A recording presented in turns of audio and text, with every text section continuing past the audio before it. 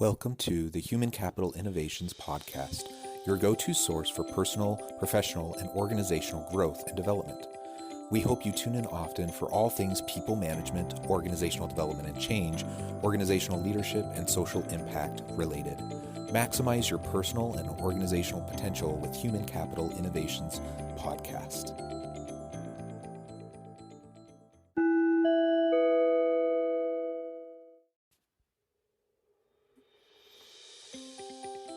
Welcome to the Human Capital Innovations Podcast.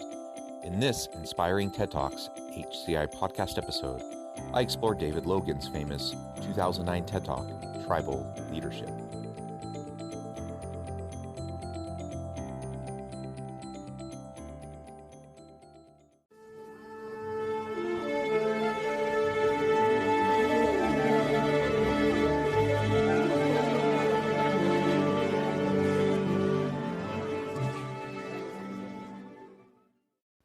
Welcome back to the Human Capital Innovations Podcast.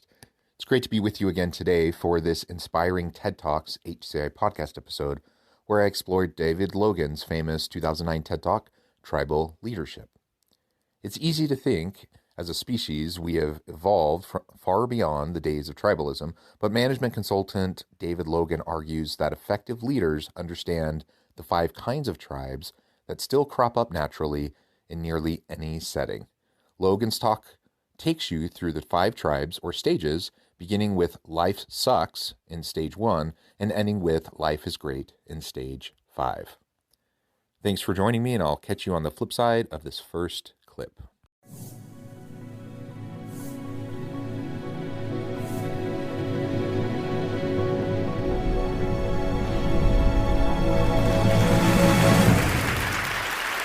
What we're really here to talk about is the how. Okay, so how exactly do we create this world-shattering, if you will, innovation? Now, I want to tell you a quick story. We'll go back a little more than a year. In fact, the date, I'm curious to know if any of you know what happened on this momentous date. It was February 3rd, 2008. Anyone remember what happened February 3rd, 2008? Super Bowl. I heard it over here. It was the date of the Super Bowl. And the reason that this date was so momentous is that what my colleagues John King and Haley Fisher-Wright and I noticed as we began to debrief various Super Bowl parties is that it seemed to us that across the United States, if you will, tribal councils had convened. And they had discussed things of great national importance, like, do we like the Budweiser commercial? And do we like the nachos and who's going to win? But they also talked about which candidate they were going to support. And if you go back in time to February 3rd, it looked like Hillary Clinton was going to get the Democratic nomination, and there were even some polls that were saying she was going to go all the way. But when we talked to people, it appeared that a funnel effect had happened in these tribes all across the United States. Now, what's a tribe? Tribe is a group of about 20, so kind of more than a team, 20 to about 150 people. And it's within these tribes that all of our work gets done. But not just work, it's within these tribes that societies get built, that important things happen. And so as we surveyed the, if you will, representatives from various tribal councils that met, also known as Super Bowl parties, we sent the following email off to 40 newspaper editors the following day, February 4th. We posted it on our website. This was before Super Tuesday. We said the tribes that we're in are saying it's going to be Obama. Now, the reason we knew that was because we spent the previous 10 years studying tribes, studying these naturally occurring groups. All of you are members of tribes. In walking around at the break, many of you had met members of your tribe, and you were talking to them. And many of you were doing what great, if you will, tribal leaders do, which is to find someone who's a member of a tribe and to find someone else who's another member of a different tribe and make introductions. That's, in fact, what great tribal leaders do. So, here's the bottom line. If you focus in on a group like this happens to be a USC game, and you were to zoom in with one of those super satellite cameras and do magnification factors so that you could see individual people, you would in fact see not a single crowd, just like there's not a single crowd here, but you would see these tribes that are then coming together, and from a distance, it appears that it's a single group. And so people form tribes. They always have, they always will. Just as fish swim and birds fly, people form tribes. It's just what we do. But here's the rub. Not all tribes are the same. And what makes the difference is the culture. So in this first clip, he introduces this idea of tribes. Now, it's probably not new to anybody that we evolved as tribal beings from an evolutionary psychology standpoint and an evolutionary biology standpoint. Tribes and this human connection has been very important in our progress as a human species. And this hasn't just gone away just because of technological advancements. We still have a drive towards connection, community, and tribes. And sometimes we talk about tribalism, brand tribalism. We talk about politics tribalism. The reality is those are just a couple examples of the vast array of types of tribes that we might find ourselves in. And so he's starting to explore and lay out this idea that simply we all find ourselves in tribes. And he talks about the 2008 Super Bowl. I happened to know exactly what was going on that day when he mentioned the date because February 3rd happens to be my birthday. And I remember specifically 2008 because the Super Bowl fell on my birthday and because we had a huge snowstorm where I lived. And so we got snowed in and my church got canceled and we ended up shoveling snow for all the neighbors. And it was kind of a fun way to spend the morning. And then we got to watch the Super Bowl in the evening. And it was just kind of a fun, unique birthday. Anyways, that's not really pertinent to this TED Talk, but I knew exactly what he was talking about when he got to that point and talking about that date. And it is so interesting to think about the people that attend football games as different, forming different tribes, but also the people watching the football games. And I know so many people that don't care about football at all, but they still watch the Super Bowl, specifically so they can critique the commercials. That's another example of tribes forming, or families that get together that normally they don't really care that much about football, but they get together for the Super Bowl. My family is one of those that we often do get together. So it's just really interesting to think about the many ways in our lives that tribes do form. And if we're going to be effective leaders in the workplace, as he's going to explore here further on in his TED Talk, we need to become more comfortable with the different types of tribes that exist, the different stages of tribes that exist that he's going to lay out here in a moment.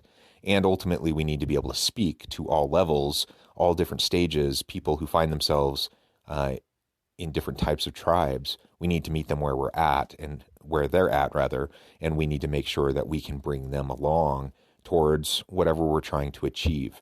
He started that clip with the question, how? How do we achieve this type of innovation?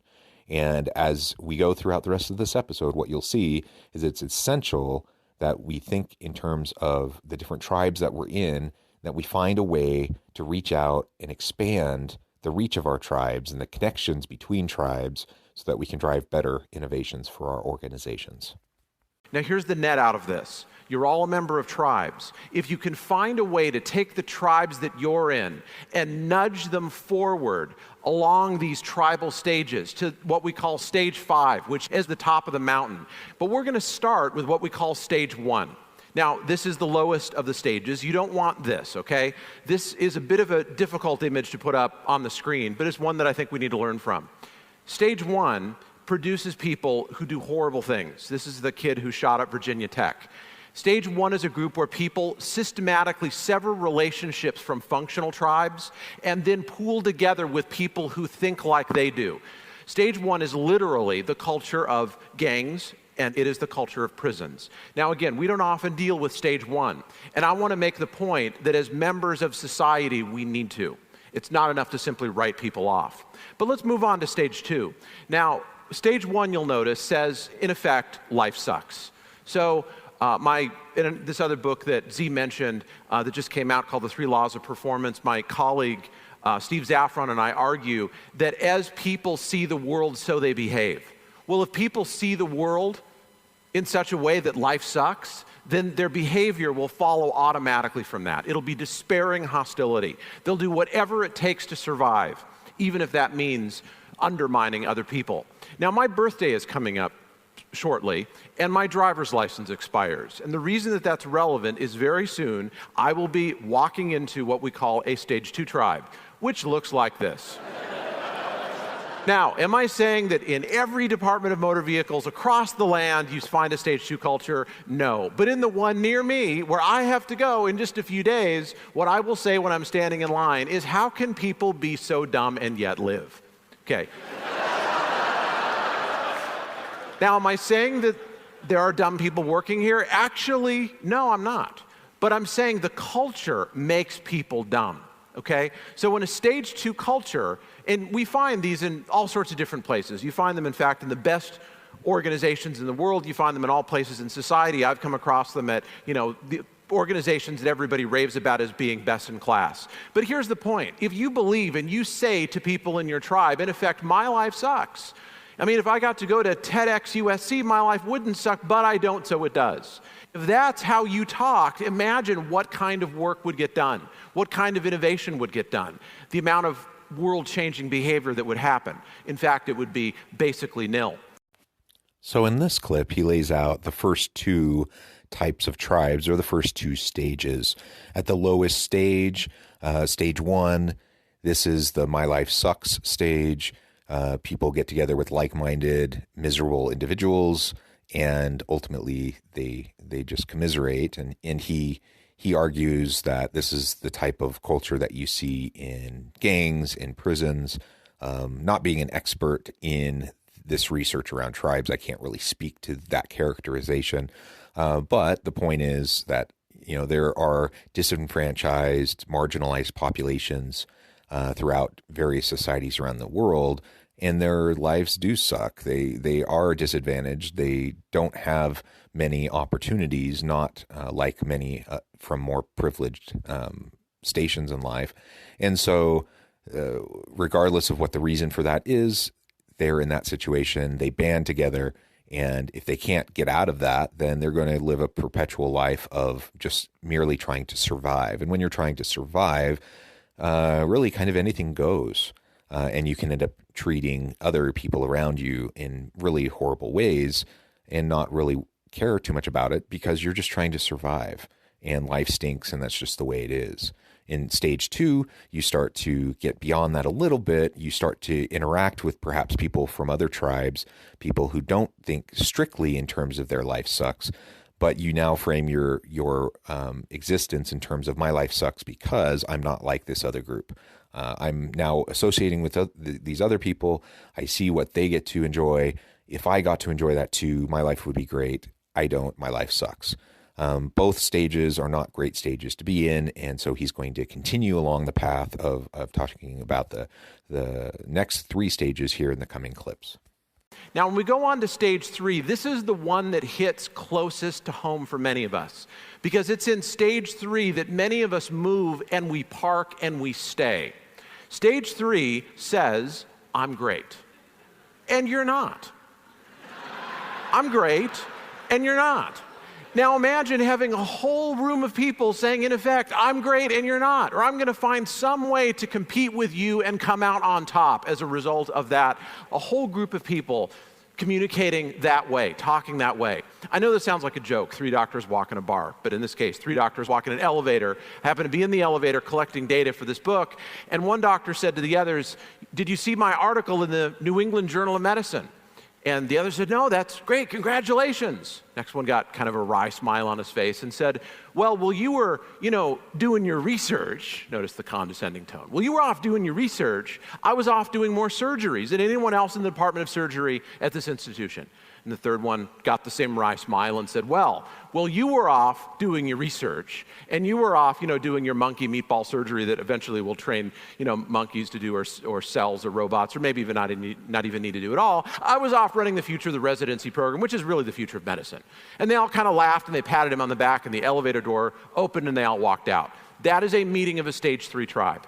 Now, we find these in places where really smart, successful people show up. Like, I don't know, TEDx at USC. Here's the greatest challenge we face in innovation. It is moving from stage 3 to stage 4. Let's take a look at a quick video snippet. This is from a company called Zappos, located outside Las Vegas. And my question on the other side is just going to be, what do you think they value? Zappos it was not headquarters. Christmas time. There was a Christmas tree. There's actually a Dance Revolution. This is their lobby. Terminal right in the lobby. Employees volunteer time in the advice booth. Notice it looks like something out of a Peanuts cartoon. Okay, we're going through the hallway here at Zappos. This is a call center. Notice how it's decorated. Notice people are applauding for us. They don't know who we are, and they don't care, and if they did, they probably wouldn't applaud. But you'll notice the level of excitement. Notice, again, how they decorate their office. Now, what's important to people at Zappos, these may not be the things that are important to you, but they value things like fun, and they value creativity. One of their stated values is be a little bit weird. And you'll notice they are a little bit weird, okay? So when individuals come together and find something that unites them that's greater than their individual competence, then something very important happens. The group gels, and it changes from a group of highly motivated but fairly individually centric people into something larger, into a tribe that becomes aware of its own existence. Stage 4 tribes can do remarkable things, but you'll notice we're not at the top of the mountain yet. There is, in fact, another stage. Next is stage 3. When we're in a stage 3 tribe, it's really kind of our tribe is awesome, your tribe sucks kind of a mentality. It's more of an us versus them. My experience, my life is better, I'm right, you're wrong, that kind of a frame of thinking. And he argues that most people get stuck in this stage, that they never progress beyond it. And it was at the point in his talk, when he was talking about stage 3, that I started to think along the lines of the stages of cognitive development or the stages of moral or ethical development. And there's many researchers and theorists that talk along those lines. And it seemed to map out pretty similarly with how some of these other researchers talk in terms of cognitive or moral ethical development. And the reality is when we're in a black and white way of thinking, when we're in a stage 3 where it's us versus them, we're better than you are kind of a mentality, then yeah, you get stuck. It's inherent in that form of tribe that you simply aren't looking for all the great ideas around you because you're already convinced that you are in the best situation. Your tribe is the best. You're not going to be looking and valuing diversity. You're not going to be trying to create an inclusive environment where everyone is genuinely welcomed and wanted and having the opportunity to contribute, because unless they conform to your tribe and unless they conform to your values, then clearly something's wrong with them and you wouldn't want them there anyways. That's the mentality. That's what stage 3 looks like. And ultimately, it's incredibly problematic. I think most people listening to this would say, well, yeah, of course, nobody wants to be stage 3. You don't want to be stuck in a stage 3, yet that's where the vast majority of people end up getting stuck. So then he starts to move into, well, how do we get to stage 4? What does that look like? And he gives the example of Zappos. And many of you listening probably already know all about Zappos. It's a classic example of a great innovative organization with a great culture, best place to work, great employee retention. People go to work there and they never leave because it's such a wonderful place to be. And they make it a core value to have fun, to be a little weird, and ultimately that drives them. So they've moved beyond thinking we're just better than everyone else. Now they're recognizing the value of each person within the team, the uniqueness of each person in the team. It's more of an inclusive environment. It's more of a welcoming environment. And you start to have some more creativity and innovation.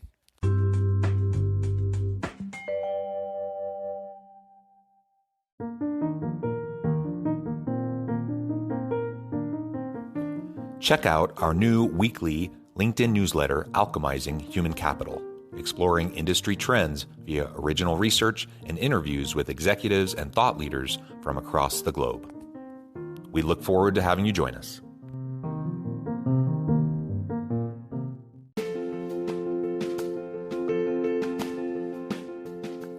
Bluer Than Indigo Leadership, the journey of becoming a truly remarkable leader. Early in my adult life, I learned about an Asian proverb that translates as bluer than indigo. If you think about the color indigo, it is a brilliant, deep, and vibrant blue, what some would call the bluest of blues. To have something that is bluer than indigo is rare and truly remarkable. Contrary to popular myth, there is no one-size-fits-all or cookie-cutter approach to effective leadership. There is no silver bullet, no secret sauce, no go-to model that will solve all of your problems. The truth is, great leaders have all had their unique strengths and flaws, and have all had to discover and then pave their own distinctive path in their life's journey to fulfill their leadership potential. Bluer Than Indigo Leadership will help you discover your own path and explore those ordinary, everyday actions that will help you respond to an uncertain future and produce extraordinary results for your individuals, teams, and organizations.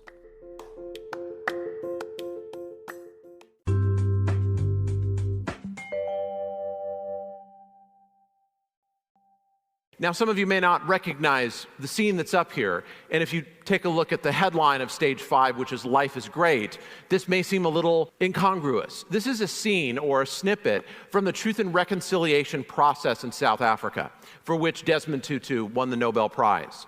Now, think about that. South Africa, terrible atrocities had happened in the society, and people came together focused only on those two values, truth and reconciliation. There was no roadmap. No one had ever done anything like this before. And in this atmosphere where the only guidance was people's values and their noble cause, what this group accomplished was historic.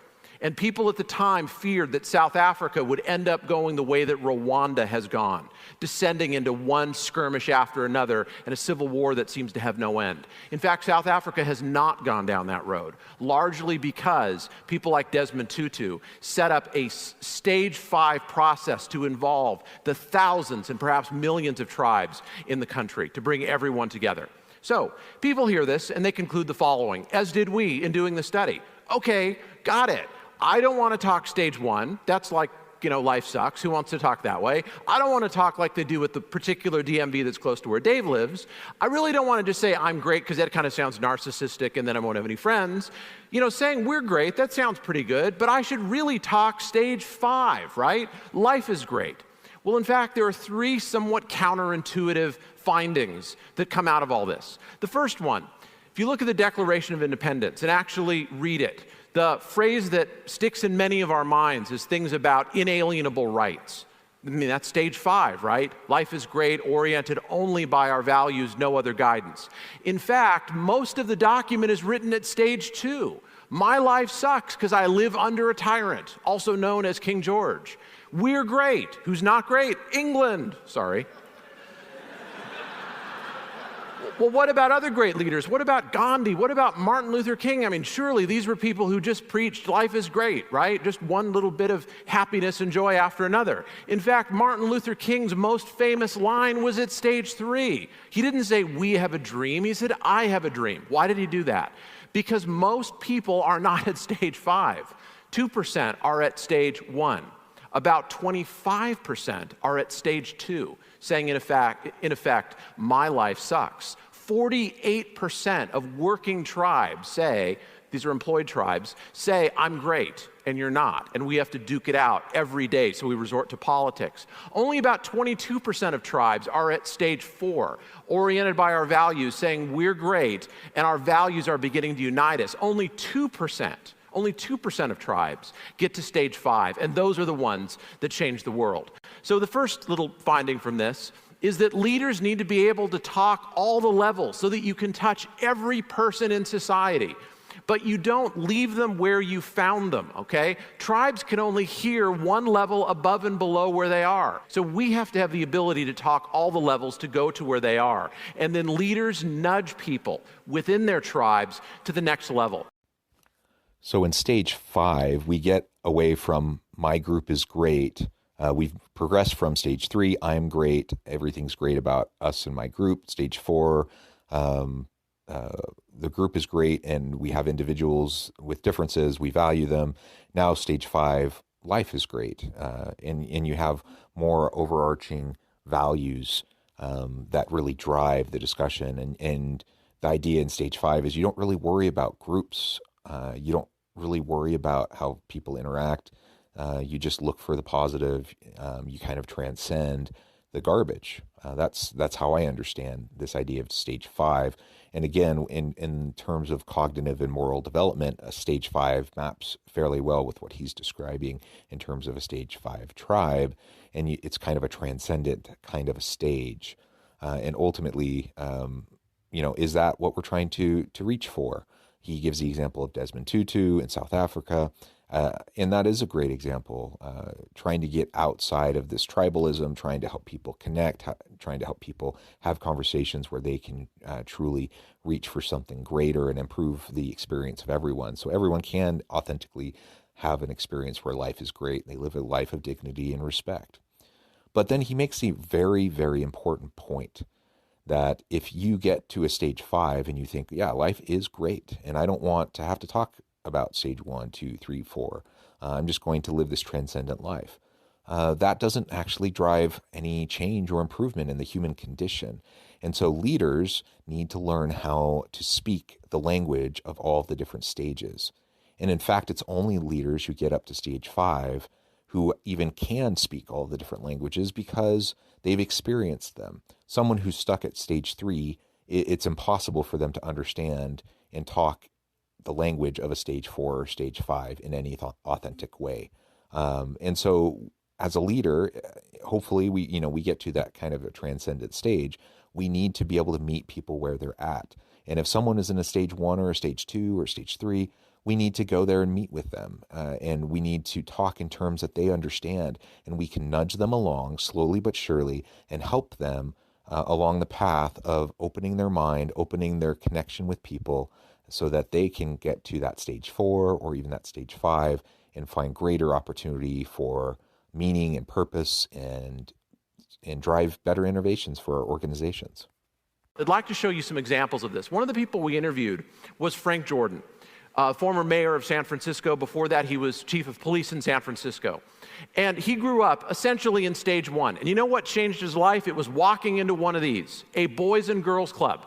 Now, here's what happened to this person who eventually became mayor of San Francisco. He went from being alive and passionate at stage 1, remember, life sucks, despairing hostility, I will do whatever it takes to survive, to walking into a Boys and Girls Club, folding his arms, sitting down in a chair and saying, wow, my life really sucks. I don't know anybody. I mean, if I was into boxing like they were, then my life wouldn't suck, but I don't, so it does. So I'm going to sit here in my chair and not do anything. In fact, that's progress. We move people from stage 1 to stage 2 by getting them in a new tribe and then over time, getting them connected. So what about moving from stage 3 to stage 4? I want to argue that we are doing that right here. TED represents a set of values. And as we unite around these values, something really interesting begins to emerge. If you want this experience to live on as something historic, then at the reception tonight, I'd like to encourage you to do something beyond what people normally do and call networking, which is not just to meet new people and extend your reach and extend your influence, but instead find someone you don't know and find someone else you don't know and introduce them. That's called a triadic relationship. See, people who build world-changing tribes do that. They extend the reach of their tribes by connecting them, not just to myself so that my following is greater, but I connect people who don't know each other to something greater than themselves. And ultimately, that's to their values. These are some good examples that he provides. So after laying out these stages, being able to think in terms of these examples and the different stages people are at and how we can meet them where they're at and help nudge them along and help them to grow and develop. And I like the story of the young man from stage 1 who's in a really tough situation. He walks into that Boys and Girls Club and he starts to move to stage 2, and he's still kind of surly and grumpy and just sitting there and pouting and like, my life would be better if I could do this, if I could be like these other people. And many of us would look at that and we would say, oh my gosh, what is your problem? Like, get it together. You make the most of your life, pull yourself up by the bootstraps, whatever cliche that we want to say. And we say, why can't you just, appreciate what opportunities you have and make the most of it? What we need to recognize is, and again, meeting this person where they're at, is that's an improvement from where they were at. And now they're experiencing others, and they're seeing other possibilities. And that puts them in a position where they can then move maybe from stage 2 to stage 3 and actually join some of these other groups and actually start to better their lives through involvement in other proactive endeavors in their life. And so is it bad to be stage 3? No, not at all. In fact, being a stage 3 is going to be a lot better than being a stage 1 or 2. Do we want to be stuck at a stage 3 forever? No. And so again, as a leader, we need to speak the language of people at different levels, meet them where they're at, and then we can help them along. And ultimately, as we establish our teams within our organization, we establish our culture, we can really think carefully about these elements and not only the types of people we like to attract to the organization, getting the right people on the bus and the right seats with good fit so that we have a cohesive team, but recognizing even then we're going to have people at different stages. And the fact that people aren't a monolith and their lives aren't a monolith. And so, just because one aspect of my life might be at a 3, another aspect of my life and the way my thinking works might be at a 2, and so forth. So different pieces of ourselves might resonate with these different types of stages, and we all belong to many different tribes. And so we might be part of a tribe that's a stage 1 tribe. We might be as part of another tribe that's a stage 2 or stage 3. And so as a leader, this makes it all the more reason why we need to embrace the complexity and be able to speak to the different levels and meet our people where they're at, help them to achieve their potential by helping them progress along these types of stages. And I would argue not just the stages of tribal development, but the stages of moral and cognitive development as well. But we're not done yet, because then how do we go from stage 4, which is great, to stage 5? The story that I like to end with is this. It comes out of a place called the Gallup organization. They do polls, right? So at stage 4, we're great. Who's not great? Pretty much everybody else who does polls. Okay, if Gallup releases a poll on the same day that NBC releases a poll, people pay attention to the Gallup poll. Okay, we understand that. So they were bored. They wanted to change the world. So here was the question someone asked. How could we, instead of just polling, what Asia thinks or what the United States thinks or who thinks what about Obama versus McCain or something like that, what does the entire world think? And they found a way to do the first ever world poll. They had people involved who were Nobel laureates in economics, who reported being bored. And suddenly they pulled out sheets of paper and were trying to figure out, how do we survey the population of sub-Saharan Africa? How do we survey populations that don't have access to technology and speak languages we don't speak, and we don't know anyone who speaks those languages? Because in order to achieve on this great mission, we have to be able to do it. Incidentally, they did pull it off, and they released the first ever world poll. So I'd like to leave you with these thoughts. First of all, we all form tribes, all of us. You're in tribes here. Hopefully you're extending the reach of the tribes that you have. But the question on the table is this: what kind of an impact are the tribes that you are in making? You're hearing one presentation after another, often representing a group of people, a tribe, about how they have changed the world. If you do what we've talked about, you listen for how people actually communicate in the tribes that you're in, and you don't leave them where they are, you nudge them forward. You remember to talk all 5 culture stages because we got people in all 5 around us. Then the question I'd like to leave you with is this: will your tribes change the world? Thank you very much.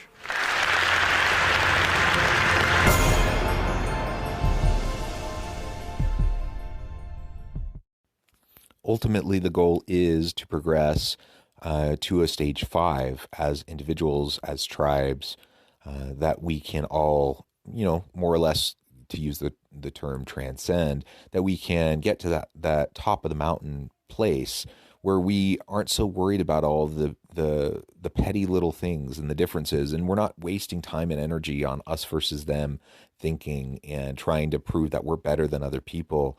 None of that matters anymore once you get to stage 5, and you're simply embracing the good that is out there, and the framing of the world that life is great and that we can make it even better. That's where the real change happens. That's where the greatness in society and the great leaders happen. But even as we think about those who are the most transformational leaders throughout the history of the world, they learned how to, and necessarily they spoke to people at all levels. He gave examples throughout the TED Talk of this. He gave the example of the the Declaration of Independence, rather. He gave the example of Martin Luther King.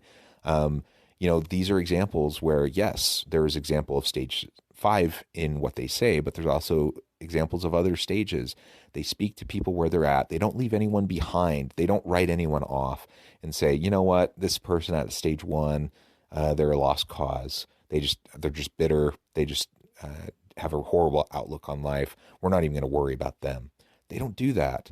And rather, they try to build bridges. They try to reach out and expand the network of their tribe to encompass these other tribes and bring everyone along and nudge people towards that top of the mountain experience, towards that transcendence.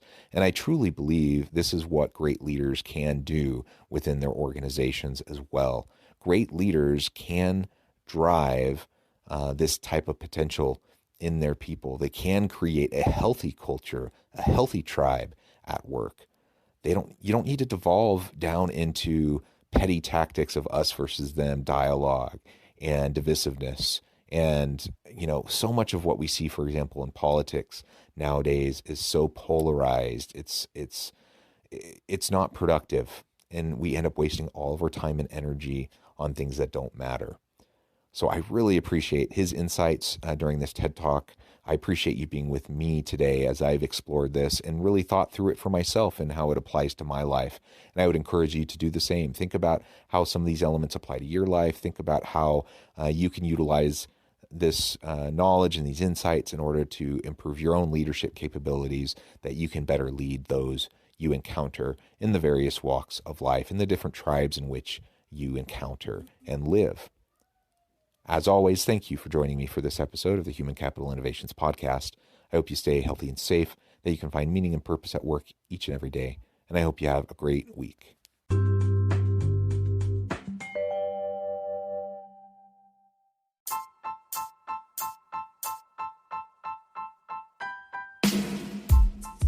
The alchemy of truly remarkable leadership.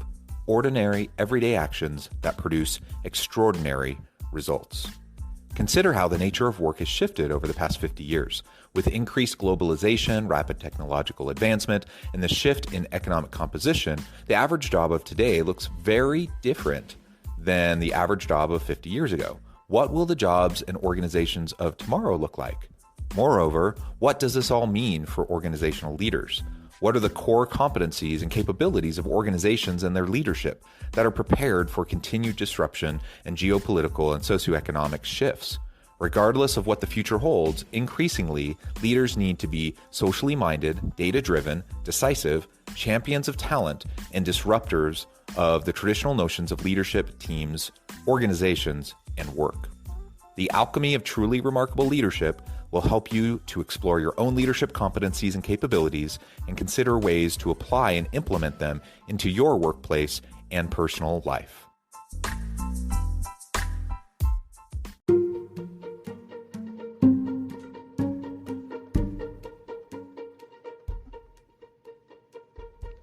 Check out Human Capital Innovations magazine, Human Capital Leadership. Human Capital Leadership is a free, interactive e-magazine with the mission to help individuals, leaders, and organizations find innovative approaches to maximize their human capital potential. We publish issues quarterly in August, November, February, and May. Take a look at the latest issue and let us know what you think.